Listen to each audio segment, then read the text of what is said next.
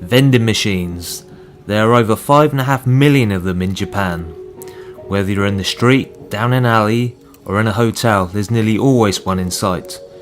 Selling things from cold drinks to cans of hot coffee, bananas, umbrellas, even pants and socks. It was a hot spring morning in Akihabara, and as usual I was tempted by the charms of the drink with the cutest bottle. This Pokemon drink was so sweet I could feel my teeth decaying as I took my first sip. Yeah. Later on in Harajuku, Sarah had her eye on something too. I've got some of the Coca-Cola peach. Let's find out whether it actually does taste of peach or Coke.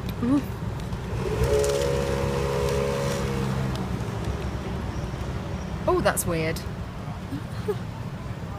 It's quite nice, I think. I think it's quite nice. Yeah, that really does taste like a combination of Coca-Cola and peach, which probably shouldn't surprise me.